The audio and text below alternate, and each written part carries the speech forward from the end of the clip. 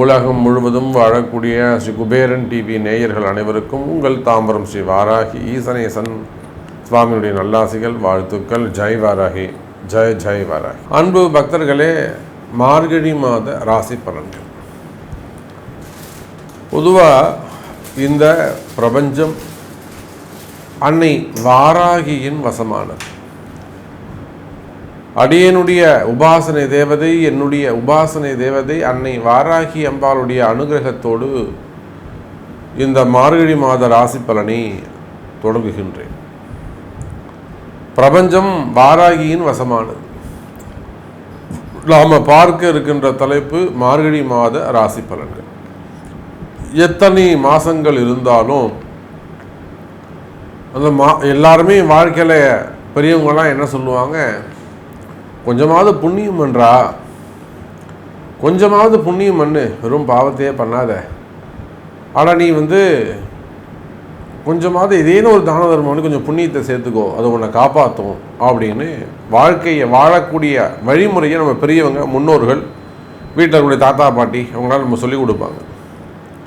அப்போ சாதாரண மனித வாழ்க்கைக்கே ஒரு புண்ணியம் செய்ய வேண்டும் என்று சொன்னால், அதே போல் இது எல்லா இடத்திலும் இருக்குது.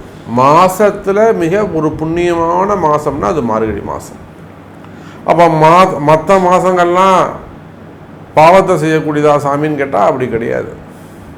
இப்போ புரட்டாசி மாதம் ரொம்ப உயர்ந்ததாச்சு, அதுவும் கொஞ்சம் நல்ல மாதம் தானே, அது பித்ருக்களுக்கு உடையது, அது இன்னும் வசதியானது. ஆனால் இந்த மார்கழி மாதம் என்பது தெய்வ வழிபாட்டுக்கு உரியது, புண்ணியமான மாதம். சார், ஒரு ஜாதகர் நம்மக்கிட்ட வரார், ஒரு நல்ல குடும்பத்தை சேர்ந்தவங்க, ஒரு உயர்ந்த குடும்பத்தை சேர்ந்தவங்க நம்மக்கிட்ட வராங்க, ஒரு கஷ்டத்தை சொல்கிறாங்க, அவங்களுடைய துன்பத்தை சொல்கிறார்கள், தற்சமயம் வாழக்கூடிய வாழ்க்கை சூழ்நிலையை சொல்கிறாங்க.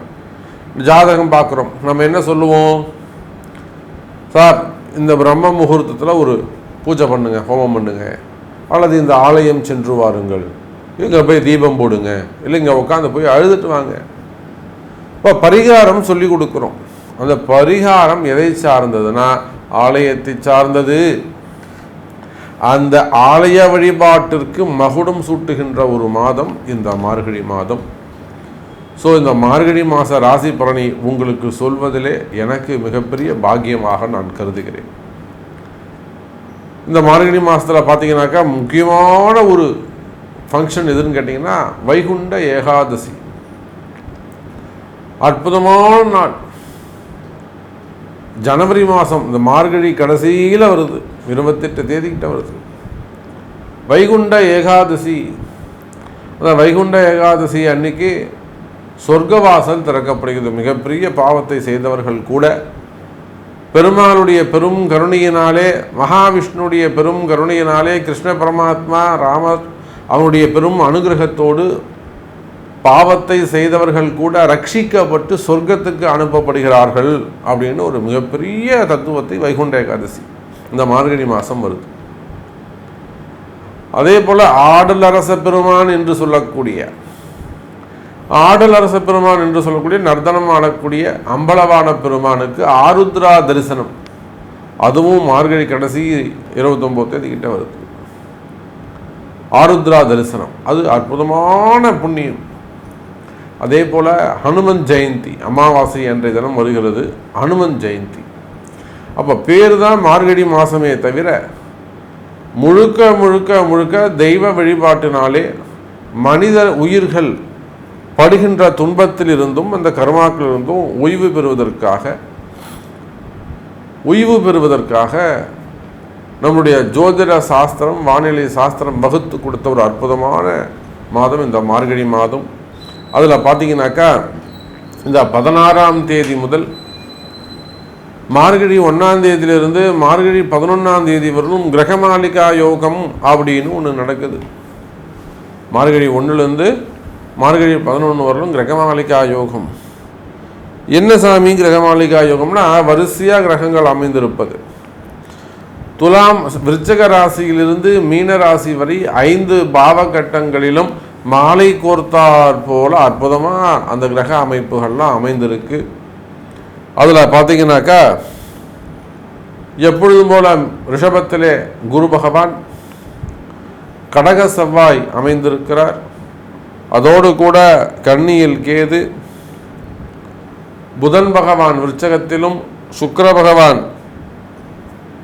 மகரத்திலும், சூரியன் தனுசு ராசியிலும், சனி கும்பம், மீனத்திலே ராகு. அப்போ முதல் 15 நாட்கள் மார்கழி மாதம் அற்புதமான கிரக அமைப்பு. யாரெல்லாம் இந்த முதல் 15 நாட்கள் பயன்படுத்திக்கிறீங்களோ, காலம்பரம் 4 மணிக்கு எழுந்து கோவிலுக்கு போயிட்டு வழிபாடு செய்கிறீங்களோ, தீபம் போகிறீங்களோ, யார் 4 மணிக்கு எழுந்து குளிச்சுட்டு வீட்லேயோ கோவில்லையோ போய் தீபம் போட்டு வரீங்களோ, நிச்சயமாக உங்களுக்கு வாழ்க்கையில் நல்லது நடக்கும். கிரக அமைப்பு அப்படி இருக்கு, நான் சொல்லலைங்க. இதெல்லாம் ஜோதிட சூக்ஷ்மங்கள். இதை நீங்கள் பயன்படுத்திக்கணும். ஜோதிட ரகசியங்கள். நான் என்ன சாமி பண்ணணும், வெற்றி பெறணுமே, நான் ஜெயிக்கணுமே, நான் தோத்துக்கிட்டு இருக்கேனே, நான் ஜெயிக்கணுமாச்சே சாமி, என் கஷ்டம் விலகணுமே சாமி அப்படின்னு நீங்கள் ஜெயிக்கணும்னு ஆசைப்பட்டீங்கன்னா நிச்சயமாக உலகம் முழுவதும் வாழக்கூடிய அன்பர்களே இந்த முதல் 11 நாட்கள் தீபம் போட்டு பாருங்கள். சார், ஒரே 1% உங்கள் வாழ்க்கை மாறும். மாறலன்னா நீங்கள் என்ன ஏன் சாமி இப்படி சொன்னீங்கன்னு எனக்கு கேளுங்க. அந்த அளவுக்கு கிரக அமைப்புகள் சிறப்பாக உள்ளன. சரி, வாருங்கள் நண்பர்களே, இந்த புண்ணிய மார்கழி மாத ராசி பலனை உங்களுக்கு எப்படி இருக்குது, உங்கள் ராசிக்கு என்ன சொல்லுதுன்னு பார்த்துடலாம். அன்பார்ந்த துலாம் ராசி அன்பர்களே, இந்த மார்கழி மாதம் உங்களுடைய ராசிநாதன் சுக்கிர பகவான் ராசிக்கு 3வது வீட்டில் தனுசு ராசியில் அமைந்திருக்கிறார். அதோடு மட்டும் இல்லைங்க, மகரத்தில் அமைந்திருக்கிறார். ராசிக்கு 4வது வீட்டில் இருக்கார். அதே போல் இன்னும் சற்று ஒரு மார்கழி 10 தேதி 12 தேதிக்குள்ள 5ஆம் பாவமாகிய எங்கே போகிறாருங்க, மேலே போயிடுறார், கும்பத்துக்கு சென்று விடுகிறார். அப்போது துலாம் ராசி என்பர்களே, உங்களுடைய ராசிநாதன் 4 மற்றும் 5ஆம் பாவத்தில் அமைகிறார். 4ஆம் பாவங்கிறதே சிறப்புங்க. ராசிநாதன் ராசிக்குடையவன் 4ல் இருந்தால் அற்புதம். அவன் கடைசி வரலும் பணங்காசுக்கு கஷ்டப்பட மாட்டான், தொழிலுக்கு கஷ்டப்பட மாட்டான், வருமானத்துக்கு கஷ்டப்பட மாட்டான். என்றைக்கும் இங்கே பணங்காசு கையில் இருக்கும், நல்லபடியாக இருப்பான்னு அர்த்தம். ஆனால் ஒரு குறிப்பிட்ட காலம் அவன் கஷ்டப்பட்டு தான் ஆகணும். மிடில் ஏஜ், ஃப்ரண்ட் ஏஜாக சொல்லக்கூடிய ஒரு வாலிப பருவம் வரலும் பால்ய வயசுலேருந்து, சிறு வயசுலேருந்து ஒரு 30-33 வயசுலும் கஷ்டப்படுவான். அப்புறம் சிறப்பாயிடுவான். அதே போல் 5ஆம் பாவத்தில் சாமி போயிட்டார்னு சொன்னாக்கா, ராசிநாதன் இருந்தார்னு சொன்னாக்கா வாழ்க்கை சிறப்பானதாக இருக்கும். அவன் மாட்டம் ஏதோ ஒரு எங்கேயோ போவான், எங்கேயோ பிழைப்பான். அன்னைக்கு ஏதோ ஒரு 10 ரூபா 100 ரூபா சம்பாதிச்சுட்டு வருவான். இன்றைக்கி 1000 ரூபா வந்தது, இன்றைக்கி 1500 ரூபா வந்தது. கொஞ்சம் பெரியவங்களாக இருந்தால் இன்றைக்கி 2 லட்ச ரூபா வந்தது, நாளைக்கு ஒரு 3 ரூபா வரும். அப்போது 5ஆம் பாவத்தில் ராசிநாதன் இருக்கின்ற பொழுது சம்பந்தமே இல்லாமல் ஏதோ ஒரு வகையில் அன்னைக்கு பொழப்பு ஓடும். நிம்மதி இருக்கும், கஷ்டங்கள் விலகும். குறிப்பாக ஜீவனம் நடத்துவதற்கு தேவையான வருமானம் வந்து சேரும். இப்போது இமீடியட்டாக காப்பாற்ற வேண்டிய ஒரு சூழ்நிலையில் ஒரு துலாம் ராசி அன்பர்கள் இருக்காங்க. சாமி, உடனே என்னை காப்பாற்றுறோம். இன்னும் ஒரு வாரம் தான் சாமி இருக்குன்னு, ஒரு 4 நாள் தான் இருக்குது ஒரு பிரச்சனை. அவங்களுக்கு பணத்தை திருப்பி கொடுக்குறேன்னு இருக்கேன், இன்னும் ஒரு மாதம் திருப்பி கொடுக்கணும்.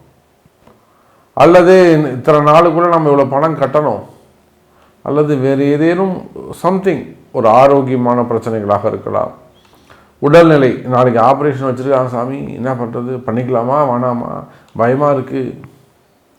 இந்த மாதிரி உடனே தீர்க்க வேண்டிய பிரச்சனைகளாக இருந்தாலும், அது வேலையாக இருக்கலாம், உத்தியோகமாக இருக்கலாம், தொழிலாக இருக்கலாம், குடும்பமாக இருக்கலாம், உடல்நிலை ஆரோக்கியமாக இருக்கலாம், மனசு சம்பந்தப்பட்டதாக இருக்கலாம், அறிவு சார்ந்ததாக இருக்கலாம், மெயினாக ஜாப் ரிலேட்டடாக இருக்கலாம், பிஸ்னஸ் ரிலேட்டடாக இருக்கலாம். அப்போ ஒரு இக்கட்டான ஒரு சூழ்நிலையில் ஒரு துலாம் ராசி அன்பர்கள் இருக்கிறாங்கன்னு வச்சுக்கோங்களேன். நிச்சயமாக இந்த மார்கழி 12 தேதியிலிருந்து அவங்களுக்கு அந்த பிரச்சனை விலகும், கவலை வேண்டாம். துலாம் ராசி அன்பர்களே, எப்படி சாமி அந்த பிரச்சனை?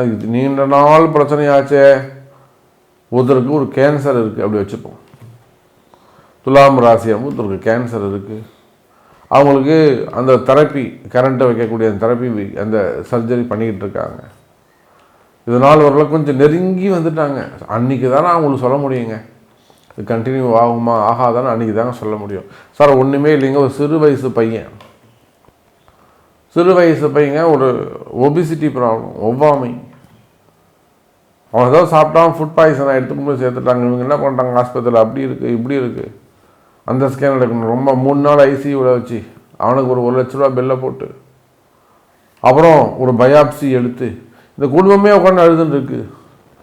சாமி நல்லா நீங்களும் பார்த்தீங்களா சாமி, அன்றைக்கி கூட கோவிலுக்கு வந்துட்டு போய் நானே, என்னம்மா ஆச்சுன்னா இதுதான் ஐசியூவில் இருக்கான். பயாப்சி எடுத்து அது அப்படியே டென்ஷன் ஆகிட்டாங்க. ரிப்போர்ட் வந்தால் தான் சொல்ல முடியும், வேறு எதுவுமே சொல்ல முடியாது. குடும்பமே உட்காந்து அழுதுன்ட்டுருக்கு. என் பையனுக்கு இப்படி ஆச்சே. நான் சொன்னேன், தைரியமாக இருங்கம்மா, பையனுக்கு ஒன்றுமே ஆகாது, அவன் ஆரோக்கியமாக இருப்பான், அவன் சந்தோஷமாக இருப்பான், அவன் நிம்மதியாக இருப்பான். வாராகி எதுக்குமா இருக்கா, அப்புறம் அம்பாள் எதுக்குமா இருக்கா, தெய்வம் எதுக்குமா இருக்குது, தைரியமாக இருங்க. என்ன 2 நாள் போச்சு, பத்தலை பார்க்க படத்தோடு வராங்க. சாமி உங்கள் வார்த்தை பழிச்சுது, இவன் பேஷண்ட்டே இல்லை, நார்மல் பர்சன்னு டாக்டர் சொல்லிட்டாரு, பயாப்சிலாம் ஒன்றுமே இல்லையா சாமி. ரொம்ப சந்தோஷம், அம்பாள்கிட்ட வைங்க. புரியுதா? அப்போது துலாம் ராசி அன்பர்களே, உடனடியாக தடுத்து நிறுத்த வேண்டிய பிரச்சனை, இமீடியட்டாக ஸ்டாப் பண்ணி என்னை காப்பாற்றுங்க சாமி.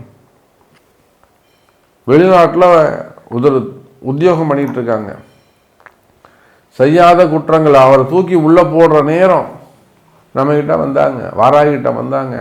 அப்படியே அவங்கள காப்பாற்றி இன்னொரு வேலை கொண்டு போய் சேர்த்து விட்டோம். நிறைய அற்புதங்கள் நிகழ்ந்து இருக்கு. அப்போ அதை போல் துலாம் ராசி அன்பர்களே, கடைசி கட்டத்தில் இருக்கீங்க, காப்பாற்ற வேண்டிய சூழ்நிலையில் இடத்தில் நீங்கள் இருந்தாலும் இந்த மார்கழி மாதம் அந்த கஷ்டங்களெல்லாம் விலகி காப்பாற்றப்படுவீர்கள். அது வம்பு வழக்காக இருக்கலாம், கோர்ட்டு கேஸாக இருக்கலாம், இடப்பிரச்சனைகளாக இருக்கலாம், சொத்து பிரச்சனைகளாக இருக்கலாம், உடன் பிறந்தவர்கிட்ட வரக்கூடிய பிரச்சனைகளாக இருக்கலாம், குறிப்பாக குடும்பம் சம்பந்தப்பட்டது, இடம் சொத்து சம்பந்தப்பட்ட பிரச்சனைகளாக இருக்கலாம், உடல்நிலை ஆரோக்கியமாக இருக்கலாம். அதே சமயத்தில் சிறை தண்டனைகள், ஜாமீன் சம்பந்தப்பட்ட பிரச்சனைகளாக இருக்கலாம், அரசியல் தலைவர்களாக இருக்கலாம். சார் சினிமா துறையை சார்ந்தவர்கள் துலாம் ராசியில் போய் சேவையெல்லாம் மாட்டிக்கிட்டு இருக்காங்க. சினிமா துறை பிரபலமானவர்கள், அப்போ சினிமா துறையை சார்ந்தவர்கள், ஆன்மீகத்தில் ஈடுபட்டிருக்கக்கூடியவர்கள், அரசு அதிகாரிகள், கவர்மெண்ட் ஜாபில் நல்ல உயர்ந்த பதவியில் உயர்ந்த பொசிஷனில் இருப்பாங்க, நல்ல அரசியலில் ஒரு உயர்ந்த நிலையில் இருப்பாங்க, அல்லது உத்தியோகத்தில் ஒரு ஹையர் ரேங்கில், உத்தியோகத்தில் ப்ரைவேட் ஜாப்போ கவர்மெண்ட் ஜாப்போ ஒரு ஹையர் பொசிஷனில் அவங்க இருப்பாங்க. அப்போ தொழில் செய்யக்கூடிய இடங்களில், வியாபாரம் செய்யக்கூடிய இடங்களில், வேலை செய்யக்கூடிய இடங்களில், இன்னும் ஏனைய இடங்களிலே ஏதேனும் பிரச்சனைகளில் இருப்பீர்களே ஆனால் துலாம் ராசி அன்பர்களே, இந்த மார்கழி 12 தேதிக்கு பிறகு சுக்கிரன் 5வது வீட்டுக்கு போனதிலிருந்து நல்ல சௌபாகிய யோகம் உங்களுக்கு கிடைக்கும். சார் இந்த சனி சுக்கிரன் சேர்க்கை இருக்கே, அற்புதமான சேர்க்கை. பிரிந்த உறவுகள் மீண்டும் ஒன்று சேரும். அது கணவனோ மனைவியோ பிள்ளைகளோ பெற்றோரோ, புதிய சொந்த பந்தங்கள் ஏற்படும், புதிய உறவு முறைகள் ஏற்படும், நல்ல ரிலேஷன்ஷிப் ஏற்படும். ஒரு தடவை ஆசைப்படுறீங்க, பேசவே மாட்டாங்க, புதிய பழக்கம் ஏற்படும், ஒரு நல்ல ஒரு அட்ராக்ஷன்ஸ், ஒரு வசியம் ஏற்படும். அப்போ காதல் தோல்விகள், காதல் பிரச்சனைகள் இதெல்லாம் கூட கரை சேருவதற்கு, கைகோப்புவதற்கு நல்ல முன்னேற்றம் உள்ளது எனதருமை துலாம் ராசி அன்பர்களே. அப்போ ராசிநாதன் 4ஆம் பாவம் 5ஆம் பாவத்தில் இருக்கின்ற காரணத்தினாலே வீடு கட்டுறது, இடம் வாங்குறது, கிரகப்பிரவேசம் பண்ணுறது, வாசக்கால் வைக்கிறது, ரூப் போடுறது, அல்லது பழைய வீடு வாங்கி புதுசாக குடித்தனம் போடுறது, இதற்கான முயற்சிகளிலே ஈடுபடுவது. ரொம்ப நாள் ஆசை சாமி எனக்கு ஒரு வீடு வாங்கணும்னு, அல்லது ஒரு 50 ஏக்கர் வாங்கியிருக்க சாமி, ஒரு ரிஜிஸ்ட்ரேஷன் வைக்கணும், இல்லை அது கொஞ்சம் பெண்டிங் இருக்குது, பணம் கொஞ்சம் தேவைப்படுது, முடிஞ்சிருமா? இந்த மாதிரியான வளர்ச்சிக்கான கேள்விகள் உங்களை சூழ்ந்திருக்கும். ஆரோக்கியமான சூழ்நிலைகள், மனசுக்கு ஒரு சந்தோஷமான ஒரு சூழ்நிலைகளில், மகிழ்ச்சியான சூழ்நிலையில் இந்த மார்கழி மாதம் உங்களுக்கு கடந்து செல்லும், அழைத்து செல்லும் துலாம் ராசி அன்பர்களே. அப்போ எவ்வளோ நேரம் பேசினாலும் துலாம் ராசிக்கு நல்ல மாதமாக, மகிழ்ச்சியான மாதமாக இந்த மாதம் அமைகிறது. இதில் உங்களுக்கு என்ன கேள்விகள், உங்களுக்கு என்ன நடக்கணும், உங்களுக்கு என்ன தேவை என்பதை உங்களுடைய பிறப்பு ஜாதகத்தை கொண்டு தொடர்பு கொள்ளுங்கள் என்பதை தெரிவித்துக்கொண்டு மீண்டும் ஒரு அற்புதமான பதிவில் உங்களை சந்திக்கிறேன். நன்றி. நமச்சிவாயம். ஜெய் வராகி. ஜெய் வராகி. ஸ்ரீ குபேரன் டிவியை பார்த்தமைக்கு நன்றிகள். மேலும் இது போன்ற தகவல்களை தெரிந்து கொள்ள ஸ்ரீ குபேரன் டிவியை சப்ஸ்கிரைப் செய்யுங்கள். மறக்காமல் பெல் ஐக்கானை கிளிக் செய்யுங்கள்.